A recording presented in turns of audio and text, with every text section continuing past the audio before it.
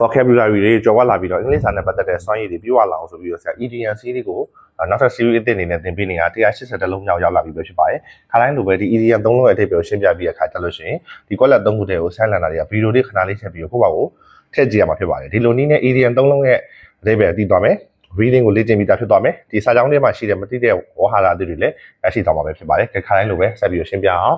make one's hair stand on and ဒီ one ဆိုတဲ့နေရာမှာကျတော့ possessive adjective လို့ခေါ်တဲ့ e နဲ့ဆုံးတဲ့အလုံးနဲ့ထည့်ရမှာပေါ့နော်ကျွန်တော် e သင် e သူမ e သူတို့ e စသဖြင့်ဒါကိုထည့်ရမှာဖြစ်ပါတယ်အဲ့တော့အကျဉ်းသူ e hair စပင်ကိုတဲ့ on and ဟိုအဆုံးအထိ stand ဒီမှာအမတ်တရတယ်လို့မပြောဘူးထောင်သွားတယ် make ကစေတယ်ဆိုတော့ဒီမှာထွက်တယ် make stand ဆိုတော့ထောင်သွားစေတယ်ပေါ့အဲ့တော့ဒီတစုံတစ်ယောက်ရဲ့စပင်ကိုဘယ်အထိထောင်သွားစေလဲဟိုအဆုံးရောက်တဲ့အထိထောင်သွားစေရဆိုတာဘာဖြစ်သွားစေရလဲဆိုတော့အလွန်အမင်းကြောက်ရွံ့သွားစေတာအလွန်အမင်းထိတ်လန့်တုန်လှုပ်သွားစေတာဒီလိုဟာမျိုးကိုဇမင်အမွေးတွေဟိုအပေါ်ထိထောင်သွားစေရဆိုပြီးတော့တင်စားပြီးရေးထားတဲ့ EDM ပဲဖြစ်ပါတယ်။နောက်တစ်ခါကျတော့ make one's mouth water one ဆိုတာကဒီမှာလည်းအကျဉ်သူ e ဒီမှာလည်း e နဲ့ဆုံးတဲ့အလုံ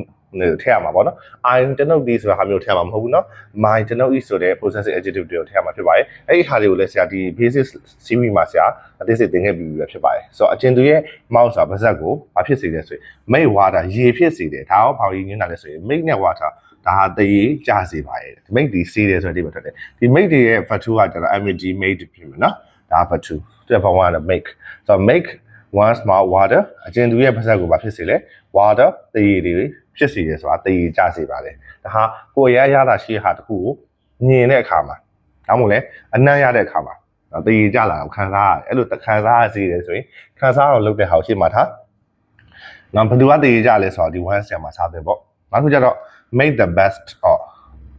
make ဆိုတာပြုလုပ်တယ် the best အကောင်းဆုံး of plan ဒီအခြေအနေတစ်ခုကိုအကောင်းဆုံးပြုလုပ်တယ်ဒီဟာတစ်ခုအကောင်းဆုံးပြုလုပ်တယ်ဒါဒီဘာကိုရည်ရွယ်နေတာလဲဆိုတော့ဒါဟာလွယ်ကူတဲ့ကိစ္စမျိုးမှာသုံးတာမဟုတ်ဘူးတက်ခဲတာဖြစ်နိုင်တယ်ဒါမှမဟုတ်လည်းမလွယ်ကူတဲ့ကိစ္စတစ်ခုခုဖြစ်နိုင်တယ်အဲ့ကိစ္စကိုပဲမလုပ်တာလဲဆိုရင်အတက်နိုင်ဆုံးအကျိုးစာ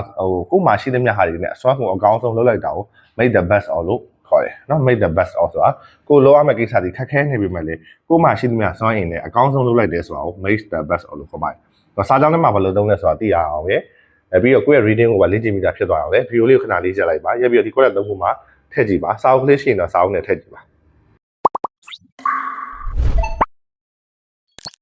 ဟုတ်ပြီဖြည့်ပြီးပြီလို့ဆရာယူဆလိုက်တော့မယ်နော်။ The ghost story ghost ဆိုတာတရေ story ဆိုတာပုံမြင် the ghost story ဒီတရေပုံမြင်ရဆိုလို့ရှိရင်တဲ့ blank my blank မှာဘာထည့်ရမလဲဆိုရင်ငါးရဲ့စပင်မှုတွေကိုထောင်သွားစေတယ်ပေါ့ဒါကိုထည့်ရမှာဖြစ်ပါတယ်ဆိုတော့ဒီ MK မိတ်ကိုထည့်ရမှာဖြစ်ပါတယ်ဒါပေမဲ့လည်းဒါပုံမှန်ဖြစ်နေကြကိစ္စဆိုရင်တော့ဆရာတို့ဘာ1နဲ့သုံးပါပေါ့ဒါဖြစ်ပြီးသွားတဲ့ကိစ္စကိုပြောမှာဆိုတော့ဆရာ verb 2နဲ့သုံးမှာဖြစ်ပါတယ် MK မိတ်က verb 2က MD မိတ်ဖြစ်ပါတယ်အဲတော့ the ghost story made my အကျဉ်သူကြီးဆိုတဲ့နေရာမှာကျွန်တော်ကြီးဖြစ်သွားပြီနော်ဘာထည့်မလဲ hair stand on and နော်အဲ့ဒါစပင်မှုတွေကိုအများကြီးထောင်သွားစေပါတယ်ဆိုတာငါ့အများကြီးကြောက်လန့်တုန်လှုပ်သွားစေပါတယ်ဆိုတဲ့ဒီပဲထွက်ပါတယ်နောက်တစ်ခုwe couldn't change the weather can ဆိုတာကလုံနိုင်တယ်ဆိုတဲ့ဒီပဲထွက်တယ် could ကကျတော့လုံနိုင်ခဲ့တယ်ဆိုတဲ့ဒီပဲထွက်တယ် can ဆိုတာမလုံနိုင်ဘူးဆိုတဲ့ဒီပဲထွက်ပြီးတော့ couldn't ကမလုံနိုင်ခဲ့ဘူးဆိုတဲ့ဒီပဲထွက်တယ်ဆိုတော့ဒီကောင်ကြီးအတိတ်ကိုရည်ညွှန်းတယ် past ကိုရည်ညွှန်းတယ်ပေါ့အတိတ်ကိုရည်ညွှန်းတာတော့ဘတူးပြောင်းရတော့မယ် we ကျွန်တော်တို့ဒီ the weather ရာသီဥတုကို couldn't change ဘာလို့မရနိုင်ခဲ့ဘူးလဲပြောင်းလဲလို့မရနိုင်ခဲ့ဘူး so ဒါကြောင့်ပဲငါတို့ရဲ့အားလျက်ကိုဘယ်လိုလုပ်ခဲ့ရလဲဆိုရင်အကောင်းဆုံးလုပ်ခဲ့ရတယ်ဆိုတော့ we made the best ဆိုအကောင်းဆုံးဆိုတာအားလျက်ကတခြားအားလျက်တွေနဲ့ရှင်အကောင်းဆုံးဖြစ်သွားတာပြောချင်တာမဟုတ်ဘူးเนาะဓာတိဥတုစိုးနေတဲ့ခြားတွေကပဲတက်တန်သမျှအကောင်းဆုံးလေးပြောအောင်လုပ်ခဲ့ရတယ်ဆိုတာမျိုးရင်းနေတာဖြစ်တယ် we made the best of our holiday ငါတို့အားလျက်ကလေးကိုအကောင်းဆုံးလေးဖြစ်အောင်တော့မလုပ်ခဲ့လေလုပ်ခဲ့ပါရဲ့ဆိုတဲ့အဓိပ္ပာယ်ထွက်ပါရဲ့နောက်တစ်ခု the restaurant menu restaurant စားတောက်ဆိုင်ရဲ့ menu อ่ะဆိုလို့ရှိရင်တဲ့အ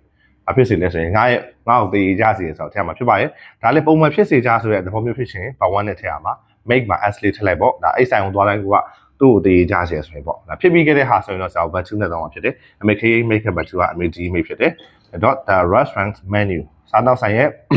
menu ဒီ make ဆိုတာဖြစ်စေတယ်ဘာဖြစ်စေလဲ my mouth ငါရဲ့ပါးစပ်ကို water ရှည်တွေထွက်ကြစေတယ်ဆိုတာကတည်ကြစီရဆိုတဲ့ဒီလိုထွက်တာဖြစ်ပါတယ်ဆိုတော့ဒီမှာလည်း EDM 3ခုကိုအချိန်9မိနစ်လောက်ပေးပြီးတော့ silent နိုင်ရရှိသွားပြီဖြစ်ပါတယ်ဒီ EDM 3လုံးလေးလိုက်နေတဲ့ဝါဟာရတစ်တွေနဲ့ reading ကိုလေ့ကျင့်ပြီးသားဖြစ်သွားပြီဖြစ်ပါတယ်အဲ့တော့ silent နာတွေကိုနေရာစူးစမ်းပြီးသင်ပေးမှာဖြစ်တဲ့အတွက်ကြောင့်ဆရာရဲ့လမ်းနာတွေကလည်းဒီတိုင်းစူးစမ်းပြီးတော့လေ့လာကြပါ file တွေမှာ